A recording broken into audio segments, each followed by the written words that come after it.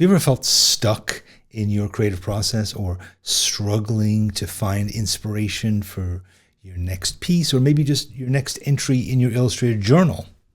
Well, what if I told you that there's a technique that could stretch your mind and could expand your artistic skills and could provide you with an endless well of inspiration? Well, hi, I'm Danny Gregory, and today we're diving into the power of creating series in your sketchbook. And this approach has been used by countless great artists throughout history. So you're not alone. Now it's your turn to harness its potential. What are series? I'm going to explain that in a second. But whether you're an experienced artist or you're just starting out, creating a series can revolutionize your sketchbook practice, and it can unlock new realms of creativity. Are you ready to transform your sketchbook into a playground of endless possibilities? Of course you are. What is a series? Well, it's simply a collection of drawings or journal entries that are centered around a single theme or subject. It's simple, but it can pack a really powerful punch. And I want to tell you a few reasons why. So one, it deepens your observational skills. By repeatedly drawing the same subject, you start to notice details that you might have just missed if you'd never drawn this particular subject before. And secondly, it boosts your creativity. It challenges yourself to approach the same theme in lots of different ways, and that forces you to think outside of the box. And third, it improves your technical skills, because repetition is the mother of mastery, after all. But don't call it practice. This is not practice, which is a yucky word. And fourth, it helps you to appreciate the richness of life, the richness of the world, to start seeing the extraordinary in the ordinary, to start to see variations among things that you kind of took for granted were basically all the same. Let me share a few personal examples. When I wanted to learn to use Procreate on the iPad, I embarked on this journey to draw 100 dogs. And I set myself the goal that each drawing I'd use a different technique, and each drawing would feature a different breed. And not only did this help me to learn Procreate by doing, but it also stretched my creativity, and it ultimately improved my ability to draw anything. And the lessons that I learned from drawing series have spilled over into all aspects of my art. But remember, your illustrated journal isn't just for learning to draw. It's for understanding life more deeply.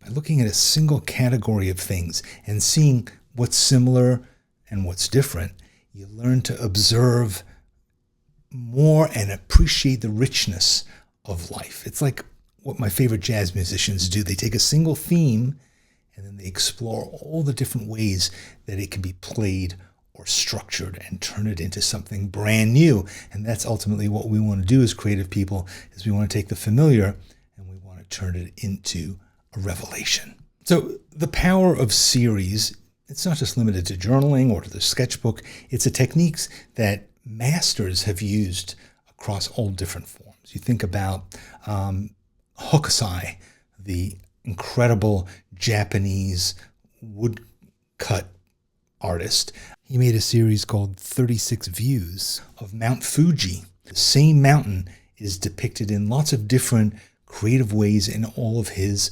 amazing woodcut, woodblock prints. He was just incredible. If you don't know him, look him up, Hokusai. Monet made a whole series of paintings of the same cathedral at different times of day, the same haystack at different times of day. And he explored the effect of light and atmosphere by taking the same thing and making slight changes in it to see how it's affected. Van Gogh, you think of his Sunflower series, it shows how a single subject can convey lots of different emotions and different techniques. He went back time and again to explore the same thing, to get to know it better, to put more of himself into it. And it works in music too. You think about Bach and his Goldberg variations, where you have a single musical theme that spawns 30 completely different pieces of music. Or think about your favorite mystery authors making long series of books featuring the same detective, or Star Wars, or the Marvel Universe. The list of lists goes on and on. So there's lots of ways to approach a series in your journal. 1, dedicated pages. Keep a page or two in your journal devoted to the single theme, and whenever you feel like it, come back and work on that same page. Here's one that I made of just hats drawn with red pencils. You could have a whole sketchbook that's around a certain theme. I once kept a sketchbook where I drew my teacup every morning, and I filled the whole book up. I also did 100 different drawings of cats on the same size little pad, just again to push myself and to see variations on a theme. I did things with the alphabet. I drew a different drawing that went with each letter of the alphabet, and there was some similarities. I used a similar color palette, different objects. So again, variations on a theme of the alphabet. But you could also do something more conceptual. You could say, here's a page I made called Yester Technology, where I took all the technologies of yesterday, all the things that we don't use anymore, and I worked around that theme and did a whole bunch of drawings and paintings of that. Or you could have a gratitude journal, where you could say, these are things that I'm grateful for, and you draw across that theme. Maybe you come back to that periodically to reinforce and remember and reconsider what your things are that you're grateful for in your life. This is another fun series that I've tried a number of different times, taking an apple and drawing it, and then taking a bite out of the apple and drawing it again with a bite missing, and then take another bite and draw it, and keep going until all you have left is the stem. And it's the kind of series that improves your observational skills, but it also captures the passage of time in a uniquely personal way. I did it with an orange too, just in case you're wondering. Remember, it doesn't matter how well you draw. What matters is that you draw and that you explore the world around you.